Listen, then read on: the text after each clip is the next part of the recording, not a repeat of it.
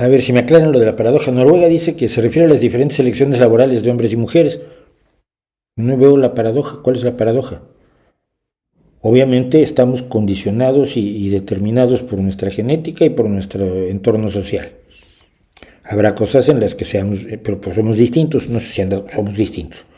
Tú ves un hombre, una mujer y dices, pertenecen a la misma especie, esto es clarísimo, pero hay un dimorfismo físico y un dimorfismo en cuanto a sus opciones, gustos y preferencias, que me parece normal, como los hay entre todos los seres humanos. No quiere decir que todas las mujeres sean de cierta manera y todos los hombres sean de cierta manera, pero hay tendencias. Entonces, el que haya diferencias que no dependan de lo social no me parece raro, porque contrario a la creencia en la tabula rasa, en la hoja en blanco, que tienen los posmodernos, como tienen muchos, la realidad y lo que sabemos científicamente es que el ser humano es el resultado de la interacción de su genética con el medio ambiente.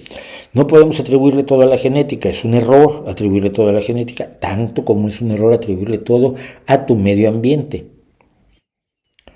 Y los estudios en gemelos nos han enseñado mucho de esto. Cuando dos personas tienen la misma genética, tienen una serie de similitudes que solo se pueden atribuir a la genética, sobre todo en el caso de gemelos que han sido criados en familias separadas, que fueron separados en la infancia, de bebés, y que fueron criados por familias distintas en situaciones socioeconómicas, culturales e incluso lingüísticas y de tradiciones nacionales diferentes, y resulta que tienen ciertos rasgos en común. Hombre, es razonable pensar que igual eso tiene que ver con la genética.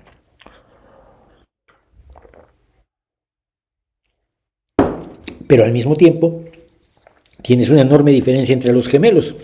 Gemelos que han sido criados por la misma familia, en la misma casa, en el mismo entorno, etcétera, etcétera, tienen claras diferencias.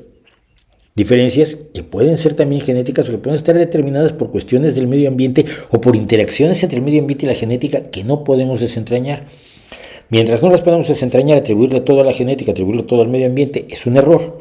Te recomiendo mucho que leas la Tabula Rasa, que es uno de los libros más importantes, junto con la ilustración, de Steven Pinker, por cierto.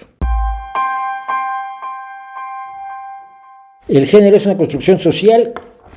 Sí, no sé.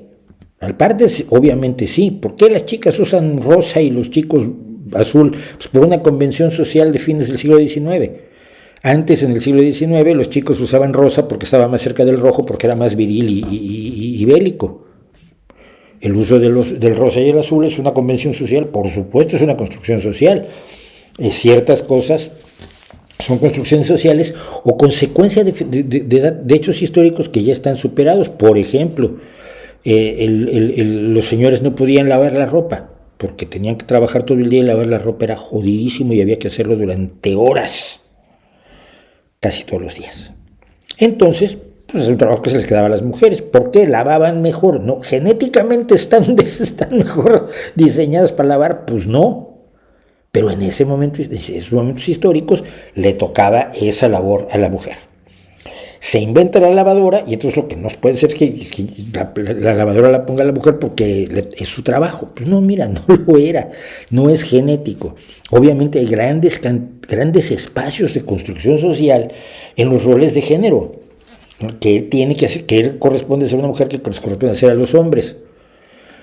Y negar eso está también un poco violento, y hay gente que lo quiere negar, hay gente que, y lo que niegan además habitualmente con base en la Biblia, que allí Dios dijo que debía ser cada quien, y tienes que permanecer en ello.